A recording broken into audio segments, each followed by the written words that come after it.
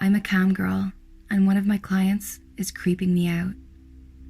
I woke up in the morning, although I don't know if I slept at all, and Karen brought me coffee. Like some of you guys, she was instantly suspicious of Carl. So all of this happens just as this amazing, perfect guy happens to show up in your life? She said. It just doesn't make sense, I said. Why would he call me a slut after I'd slept with him and carry on wanting to see me? Psychos will be psychos. He's probably saying some weird sick game and getting off on it, she said. I'm telling you, he's too good to be true. I didn't want to believe it, but I got a sinking feeling inside me. Carl called me a few times in the morning, and I didn't answer. What was I supposed to say? Hey Carl, thanks for being there for me last night when I dropped this bombshell on you, but are you by any chance my stalker? The police showed up an hour after I called them and came with me to my apartment. They are taking it seriously, but people around here aren't as progressive as they are in some places. Is that like a porn star? One of the police officers said. He was grinning. I wanted to punch him in the face.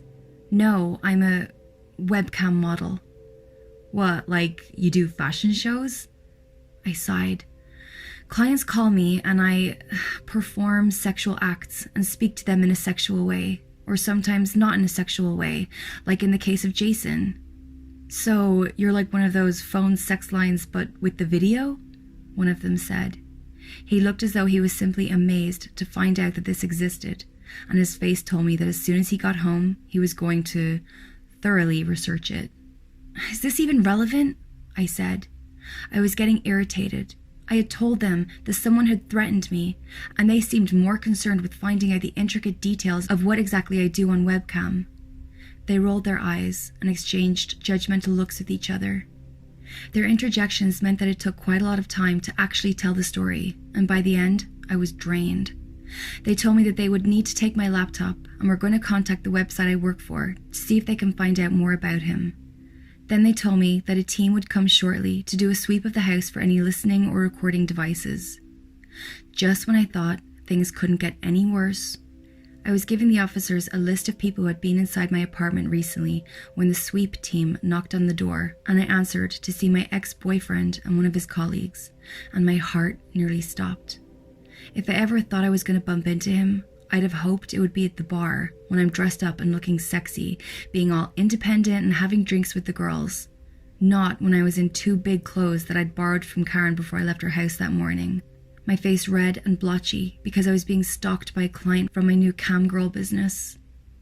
He didn't let on to the police officers that he knew me, and I was grateful that he remained professional. One of the reasons we broke up is because he was quite controlling and possessive and was constantly convinced I was cheating on him. I didn't want to deal with him right then. Besides, the police officers would probably have a field day hearing all about it. I know it's common to want to be the one who is winning after a breakup, but when I looked at my ex and he looked at me, I definitely didn't seem to be the one who was winning. He just looked at me with this awful pitying and disgusted look on his face. They found 3 hidden cameras in the apartment. I'd known it was a possibility, and I'd suspected my webcam had been hacked, but the fact that they'd been planted in my apartment made me sick to my stomach. Someone who had been here did this. My mind instantly went to Carl again, but I pushed the thought out. He was on the short list of people who had been in my apartment within the last 3 months, and so the police would investigate him as well as the others. They told me they would look into whether they can find out who installed them. Apparently, there might be fingerprints or whatever other ways to track the person down. When they left, they advised me not to stay in the apartment while they were investigating. So I grabbed some clothes, emptied Mr. Scruffle's litter box, filled up several bowls of food and water for him, and called his name. No answer. That was weird. He always came running when there was food. I called him again. No tapping of little claws on the floor. I tried to remember if I'd seen him at all since I'd gotten back to my apartment, and I hadn't. I started freaking out then. I went to look in his favorite hiding spots, and with every place I checked, my heart pounded faster and faster. He wasn't here. Could he have gotten out? Said one of the police officers. He's an indoor cat, I said, and he's old. He doesn't go out, and there's no way for him to get out. My blood ran cold.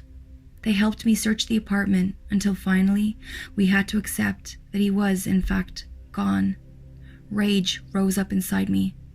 "It was Carl," I cried. "He must have broken in and taken him and words poured out of my mouth like vomit. I ranted at them about how it was so strange that he'd come into my life so perfect just as all of this happened.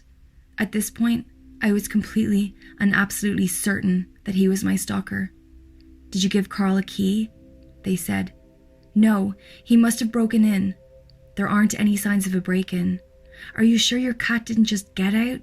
You know, when cats are close to death, they are known to want to be alone and sometimes run away." I wasn't even listening. I couldn't breathe. Who would take someone's cat? Why would he want Mr. Scruffles? What sick game was he playing? A police officer took me back to Karen's and told me they would update me as soon as possible. They reassured me that they would question Carl, but at this point, I was so convinced that it was him that I was practically shouting at them to go and get him, lock him up, and throw away the key. It was only when I arrived at Karen's house that I realized I may have made a mistake.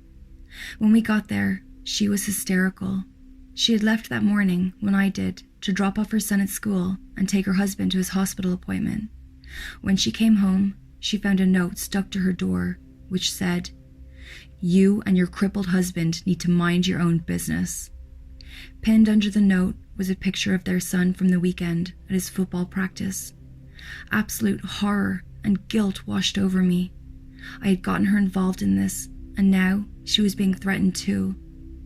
Carl has met Karen, but he doesn't know anything about her husband or her son, nor does he know where she lives. I don't know how he could have found out, and it was then that I had to consider that it may not be him after all. "You can't stay here," she said eventually. She looked as though it caused her tremendous pain to say it. Her face was white, and she was shaking. "I'm so sorry. I really am. That psycho might hurt our boy.